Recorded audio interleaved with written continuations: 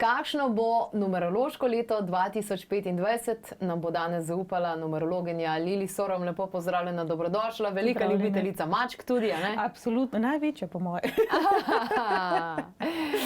2025 zračunamo vsa števila skupaj in dobimo število 9. 9.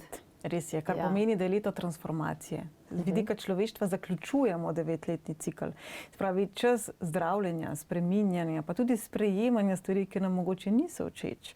Ko govorimo o sočutju, tudi o sočutju do tistih, za katere mogoče mi razumsko menimo, da si sočutja ne zaslužijo.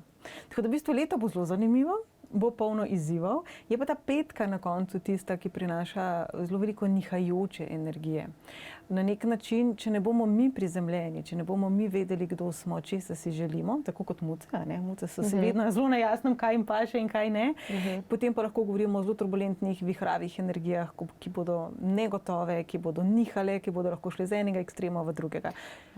Zato je Oli hotel biti zraven, ne? Ker tudi kremplji so nezaželeni, ne?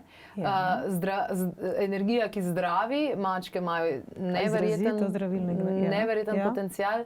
V letu 2024, ko sem imela izkušnjo z ibogo, s to afriško rastlino in sem imela potovanje, mi je vmes en maček skočil na prsi in začel presti in sem resnično dojela z vsako celico, kako je ta vibracija neverjetno globoka. Tako da očitno je neka zgodba tukaj za leto 2000. Jaz sem zelo vesela, da ga imaš vsakič, ko pridem k tebi. Ja, mislim, vse se kar sam najavi. 2025, vibracija števila 9, torej. Božje število. Kaj je osrednja tema? Tema, da moramo zaključevati stvari, da se pripravimo, ker potem 2026 bo leto 1, ne? Res je. Pa jaz mislim, da pač naš razum velikokrat izraz zaključiti enači z izrazom izgubiti. Mi ne govorimo o času izgub, ne govorimo o času nekih hudih katastrof, ko naj bi šlo vse v maloro, da tako rečeva. Govorimo o času transformacije. Tudi samo življenje v bistvu nekako gre po ciklih, a ne? Je porod, življenje, preporod. Sprav, kaj je tisto, kamor mi želimo leta 2026 potem stopiti? In ker bo šestica na koncu, govorimo o veliko bolj ženstveni, čustveni, sočutni energiji, kot mogoče v zadnjih 10 letih. Kajti zadnjič se je ta cikl pričel v 2017, kar pomeni, da smo zelo aktivno predelovali naša podzavest, naša prepričanja, bom rekla, tudi pisana pravila. Če pogledamo po svetu, kako zelo malo je resnično korektnosti. Živimo v času, ko je skoraj da bolj pohvaljeno to, da nekoga malo okrog prineseš, kot da si korekten in v svoji integriteti. Da če si prijazen, pa ustrežljiv, si v resnici kao šibek. Tako. Tako da v bistvu naslednji cikel, v katerega stopamo naslednje leto, bo ravno to postavljalo v ospredje. Ne spravim ni tega, da smo mi preveč čustveni. Drug ekstrem tega je, da smo čustveno otopeli. Se pravi, da se nas ne dotakne več. Ampak vse ljudje so čustveno otopeli. Poglej, kaj vse se na svetu dogaja. Pa kar pač stojimo, pa gledamo. In to je to. Pogovarjala sem se tudi z bioenergetiki, z bioterapeuti, energoterapeuti in so rekli, ljudje so po tej koroni rata tako apatični, malo katera stvar se jo dotakne, oziroma intenziteta dražljajev mora biti tako zelo močna in intenzivna. Samo poglej, kakšno je naše okolje. Vsaka naslovnica je škandalozna. Mislim, jaz dostikrat rečem, že stvar, kot je polna luna. Polna luna je, odkar Zemlja in Luna obstajata tam. Jaz ne rečem, da nima vpliva, ne me narobe razumeti. Ampak iz tega delati nek bav, ki je izrazito negativen, pa tudi ne vem, če je ravno negativno tudi vpliva na ljudi. Tako, seveda, če se mi zdaj že nečesa, kot je polna luna, praktično bojimo. Kakšen je potem naš odnos šele do nečesa drugega? In ti dražljaji, ki so tako zelo močni in vse bolj intenzivni, recimo, bodo pa v letu 2025 prišli veliko bolj do izraza. Ampak vendarle zapisala si, Zemlja se bo tresla in mi z njo. Res je. Govorimo o potresih? Govorimo v vseh oblikah. Jaz bom tako rekla, zelo me skrbijo potresi, zelo me skrbijo poplave, tektonski premiki. V vseh oblikah, se pravi dejansko podnebne spremembe, ki prihajajo tudi k nam sigurno, pa tudi pri nas notri. Kaj je tisto, kar nas dejansko sploh še tako zelo pretrese, da se spremenimo? Kaj je tisto, kar dejansko spodbudi v nas v končni fazi? Leto 2025 je vibracija 9, Slovenija prehaja v vibracijo 4. Tako je, Slovenija gre v osebno leto 4. Zdaj, dobra novica je, da to so bolj stabilne energije. Tako da recimo, da nas ne bo tako zelo razmetavalo, kot recimo bomo opazili kakšne druge države. A ne? Katero pa bo državo bolj razmetavalo? Zdaj, mogli bi vedeti potem za vse države, kdaj so bile ustanovljene. Ampak recimo, volitve v ZDA bojo sigurno vplivali na izid volitev na cel svet. Bi pa podarila pri nas zdravstveni sistem. Vse, kjer je sistem, vse, kar je povezano z zdravjem, vse, kar je povezano z neko dolgoletno tradicijo, ki smo jo prerasti, ki več ne sodi v nek nov koncept življenja, vse to bo pa zelo v Se pravi, na področju zdravstva v Sloveniji v letu 2025 pozitivne spremembe. Upajva.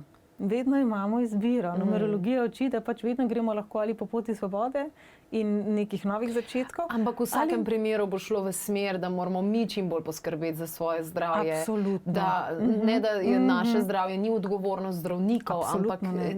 Ja, se popolnoma strinjam. Če imamo mi zelo izrazito nezdrav stil življenja in potem pri 50-ih jamramo za neke stvari, katere bi lahko preprečili, če bi živeli malo drugače od 20-ih, 30-ih, 40-ih naprej, ne moramo za to kriviti naše zdravnike. No, evo, dober namig ravno zaradi tega je knjiga Biohacking zdravja po matrici narave, ki dejansko uči, kako sodelovati z lastno biologijo in z naravo, zato da optimiziramo sebe in živimo bolj kvalitetno življenje. No, v mesecu decembru poteka tudi ena taka krasna akcija, krasno obdarovanje darilo, in sicer akupunkturni prstan, tudi zelo, zelo povezan, potem pa še poseben datum Svete Lucije, kjer je tudi posebno darilo. Skratka, vsak leto vam kar nekaj stvari pripravimo in tudi letos ni nič drugače, če boste seveda lahko to preverili. Strukture razpadajo, se pravi, ti stari procesi, stare strukture. Misliš, da bi se znalo zgoditi kaj tudi na področju financ, na področju gospodarstva? Absolutno. Mislim, tudi bančni sistemi, politični sistemi, vsi ti neki sistemi in kalupi, katere smo prerasli in kateri so temeljili predvsem na ustrahovanju, bom rekla, na opresiji, na mehanizmih manipulacije, mehanizmih samega strahu, absolutno to razpada. Tukaj si v zapisu in tudi Harmonizator 2025 vam je na voljo, da si pogledate vse napovedi, tudi astrološko, tudi po drugih vedah in podobno. Ti si v Harmonizatorju zapisala, da bi najbolj opozorila na naš živčni sistem. Torej, skrbeti za svoje nevrone, predvsem v letu 2025. Prej ste se dotaknile držljajev, a ne? Toliko bo vsega iz vse povsod. Da včasih potem že samo tisto odzivanje na vsako stvar, ki gre mimo nas, je lahko prezahtevno. Tukaj bi opozorila tudi, da jaz se bojim porasta duševnih bolezni, izgorelosti, zaradi tega, ker se ne znamo več v resnici ustaviti, ker smo skozi v nekem toku. Pa bom rekla, jaz sem iz prejšnjega tisočletja, ravno kar bom 50 stara. Jaz se še spomnim časov, ko so rekli televizijo po noč ven iz elektrike potegniti, ekran stran obrniti, belo rjuho čez dati. Danes z mobitelom na čelu praktično spimo. Tudi jaz, da smo si na jasnem.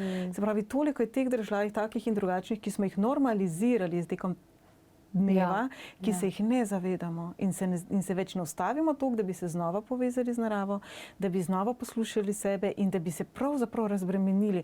Naša podzavest, naš to skozi deluje. In če mi nikoli namerno tega ne ustavimo, slej kot prej pregori, še stroj pregori, kaj šele mi. Hvala lepa, Lili Sorom je bila tole. Preverite torej numerološki vpliv za leto 2025. V Harmonizatorju najdete vse to. Na voljo vam je brezplačno na strani klepetobkavi.si, kjer najdete ogromno nasvetov, ogromno video vsebin takih in drugačnih in tudi predlogi, da letos obdarujete nekoga na način, da zasadite seme za zdravje, za razumevanje, predvsem pa za ta mir, a ne? In evo, za konec pa še en gobabon, veš, za živce. Za živce. Za živce. Hvala.